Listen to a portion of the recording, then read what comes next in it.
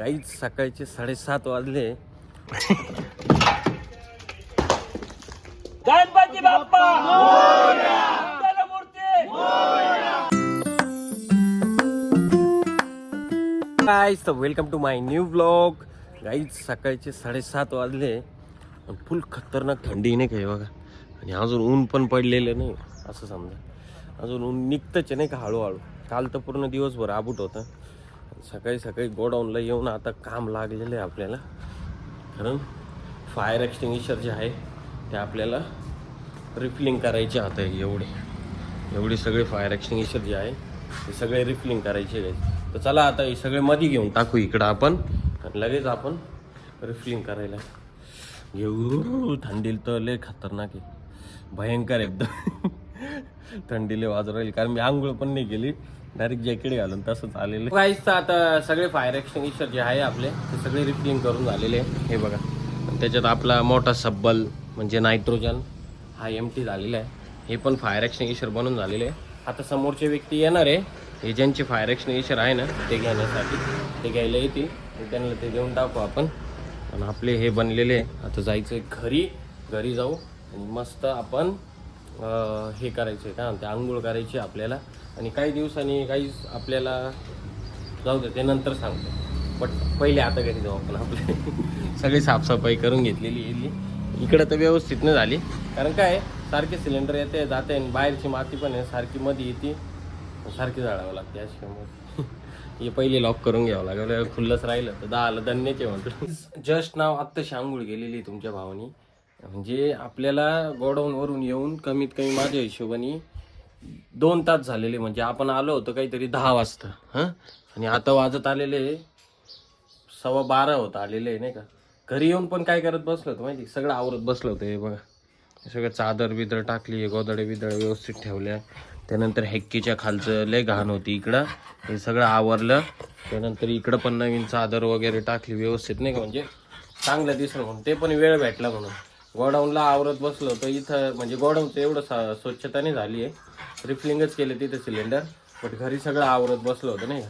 आणि आत्ताशी आंघोळ केलेली. आता मस्त वाटतंय, जरा फ्रेश वाटतंय. आता मस्त आपण नाश्ता करू काहीतरी. नाश्त्याला काय ते बघतो पाहिजे. काहीच आता नाश्त्याला आहे मस्त काय माहिती आहे का, एकदम मजेदार चीज आहे. मॅगी, त्यानंतर रात्रीची कांद्याची पात, पाव आणि चपाती, आणि त्यानंतर चिवडा. आता चिवडा कधीचा आहे मलाच नाही माहिती, पण होतं वरती. मग खाऊन घेऊ नाही का, कारण भूक जाम लागली आता. 12 वाजून गेले. मग 3-1 वाजता जेवण करू नाही का आरामशीर.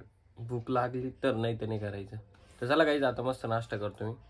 यम्मी. सगळ्यात पहिले आपण मॅगी.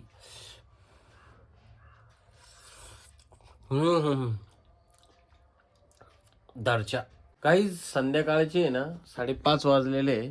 आणि जो फायर एक्सटिंग्विशर घ्यायला येणार होता तो तर आला नाही.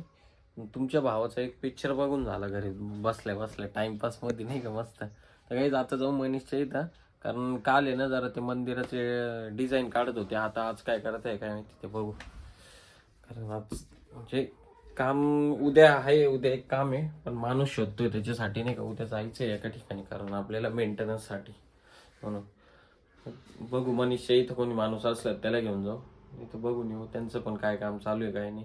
काहीच तर अजून काही जे नक्षी होती ती काढून नाही झालेली आहे बघा. अर्धी झाली आहे काढून, अर्धी झाली आहे.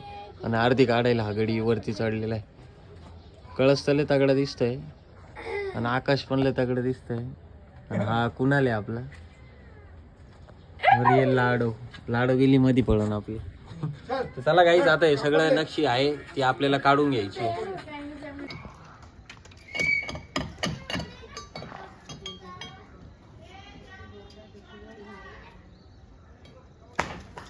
हा इधर चाल ना.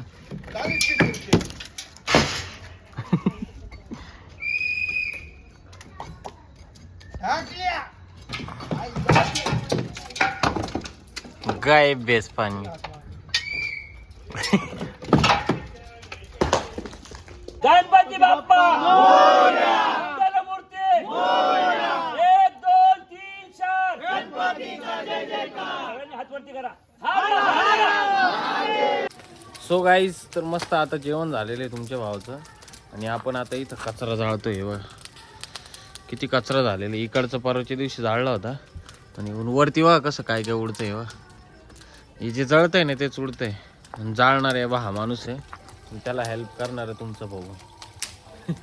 तर चला आता हे सगळं जाळून घेऊ. आणि त्याच्यात गाईज आज माहिती काय स्कीम झाली होती. लहान पोरांनी ना तुमच्या भावाच्या गाडीत चावी पाण्याच्या ड्रममध्ये टाकून दिली होती.